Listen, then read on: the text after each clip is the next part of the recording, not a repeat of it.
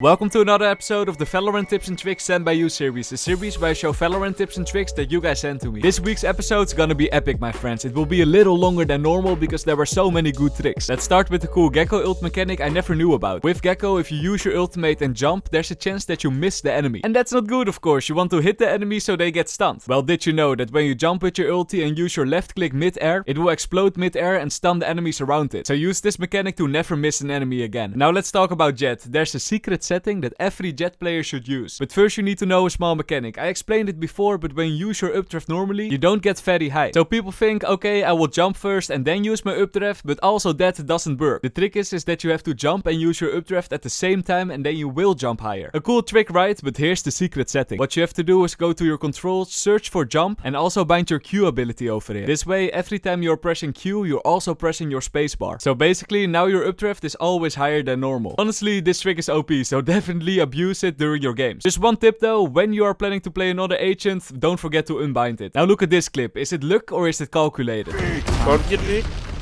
Short'u duvarladım biliyor musun? Pause the video. What will happen next? Omen gets one tapped, easy ace, or 4 kills, never lucky. I'll show you the outcome and other amazing tricks in a sec. But first, do you like Valorant skins and do you like free money? I think everybody likes that, right? Well, if that's the case, then I might have something for you and it's the sponsor of this video, Free Cash. This is how it works. Go to their website, make an account and start doing tasks for some money. Like this one, a quick 1-minute quiz. I can do that. A few questions about fruit later and voila, I got my 10 cents. Of course, you can do other tasks that also pay a lot more money. This one, for example, you get paid $25 if you download Idle Bank and get some achievements in the game. So the only thing you have to do is play an idle game on your phone. Perfect for when you are traveling a lot or maybe even when you are bored during school. And then when you've done some tasks, it's payout time. You can choose from a lot of gift cards like Valorant or Amazon or just get simply paid in cash. For now, let's buy a Valorant gift card and look at this, a code you can redeem in game. I'll give this one away to the first one to redeem it. Free Cash scores over 4.6 stars on Trustpilot with over 30,000 reviews. Yesterday, people cashed out more than $36,000 and the average time before your first cash out is only 17 minutes. So what I would say, try it out with the link in the description. You don't have to download anything, just sign up and you even get a free bonus when you use the code MrLowlander. Anyway, let's see what happens in the game of Loyalty. Duvarladım biliyor musun?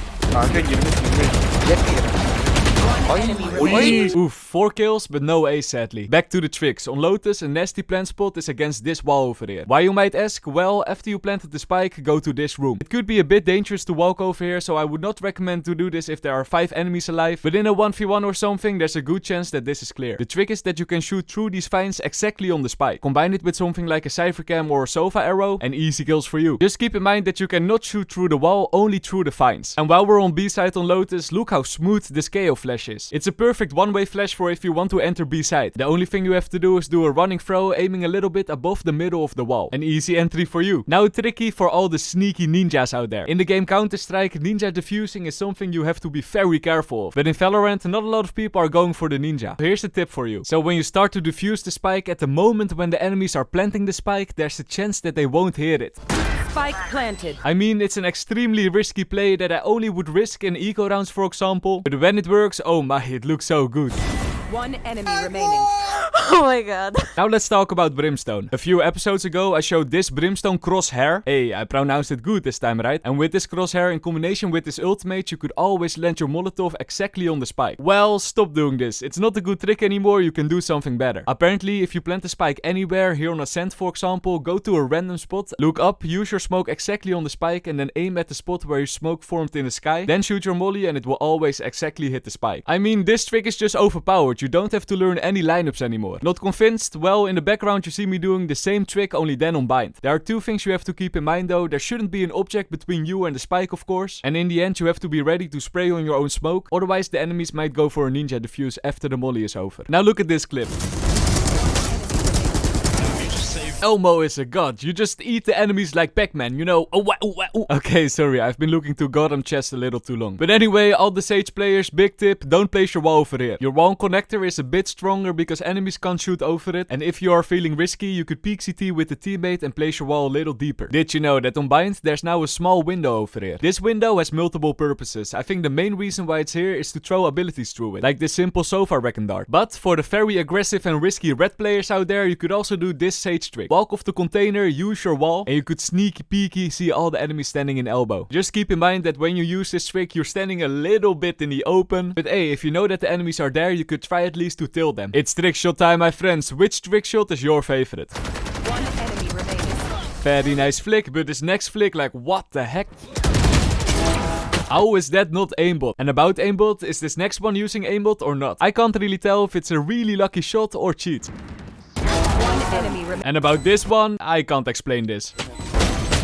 Back to the tricks. When you're playing Killjoy and you're planting the spike, sometimes you can't really hide your nanoswarms. Well, here's a small little trick for you. Did you know that you can hide the nanoswarms exactly in the middle of the spike? I don't know why, but after 2 years of playing this game, I never knew this. So now in the post plant, when you want to defuse the spike, always just spray the middle of the spike just in case. And while we're talking about Killjoy, here's a funny thing you could do on Fracture. Go to this corner, aim at the middle line and slowly go down with your crosshair. While going down, keep casting your ultimate till you place it down and then suddenly, whoa, your ultimate is under the ground. Even though it's a cool trick, I won't really recommend to do this because I think it's bug abuse. But it's a cool thing to know. What you can do, however, is from the spot use your sage wall like this and then hold satellite while standing on your wall. When doing this, make sure that the teammate is holding a main, of course, otherwise you're standing in the open. But why, MrLowlander? Why should you do this? Well, this wall has actually a double purpose. When you miss the shots on ramp, just go to the stairs and look at this. Your wall creates a small little one-way to look towards ramp. Perfect for when you have an operator, for example. Whoa, an harbor trick! I know, I don't talk about this agent a lot on this channel because nobody is sending in tricks for him. Do people even play this agent? Let me know in the comments down below. But anyway, here's the trick. When you use your ultimate and there are no enemies in it, you don't hear anything at all.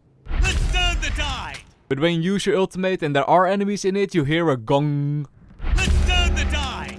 With this information, you know exactly if there are enemies on site or not. Keep in mind that you don't have to play Harbor yourself. If your teammate is Harbor and he uses his ulti, you will also hear the difference. Now let's talk about our favorite red. On this channel, I've showed a lot of sneaky Viper red spots, but I don't think I've showed this one. Anyway, on Pearl on B, just use your Viper wall like this and hide in the small corner on the left. It's an extremely risky play, but in the end, all the Viper red spots are risky. I would only recommend to use this spot when the game is not going very well, when you're 0-7 behind, for example, and you need to switch things up.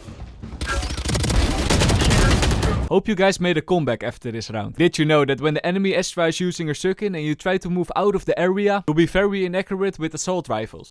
Yeah, that's of course very obvious. Well, here's the thing. With a Vandal or a Phantom, when you look through the sights, then suddenly you are accurate. You can even control your spray while moving. Could be useful in some situations. And while we're talking about Astra, here's a trick on binds you can use with her or any other smoker. When you want to enter beyond bind, use one smoke on these boxes and one smoke on the defender spawn. Enemies standing in elbow might think, hey, what is this for one way? It's not even a good one way I can see a lot. But in fact, when you're entering, jump on these wooden crates and the enemies won't be able to see you. It's a very nasty trick. You might get some kills with it. While we're on bind, here's a refresher to all the Viper players. Don't throw your smoke over here. But when you want to smoke off showers, stand in this corner and aim at the middle of this brick. When you throw your smoke, it will land on the painting and it's a perfect one way for enemies standing in shower. This next trick is a bit more obvious, but it's so simple and so effective. If you play race and you ever hear an enemy Gecko using his ultimate, just play very aggressive and jump in with your satchels. There's a very high chance that the enemy Gecko misses his ulti and you can just kill him easy peasy. It takes a while to go out of the Gecko ulti. She's still gunning for you! About Gecko, this next clip is more luck than a trick, but it's cool to show. Did you know that you can block bullets with your flashbang? Geo Mars was very lucky over here. One enemy remaining.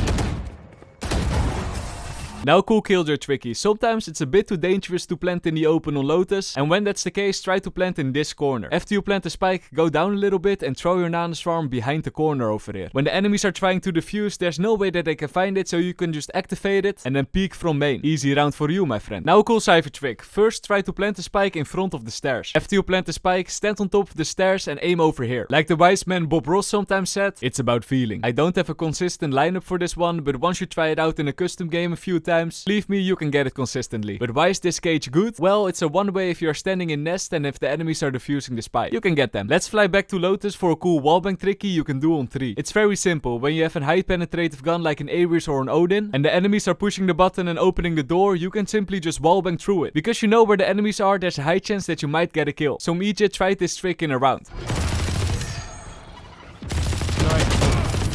The problem is that he stopped too early with shooting. But as you see on the right, he did 108 damage to KO, but sadly didn't get the kill. Also, you won this episode's Battle Pass. Congrats. And this is the end of the episode. Thank everybody so much for submitting their tricks. You can submit yours in the Lowlander Discord server and you might win the next Battle Pass. Thank you for watching and bye bye.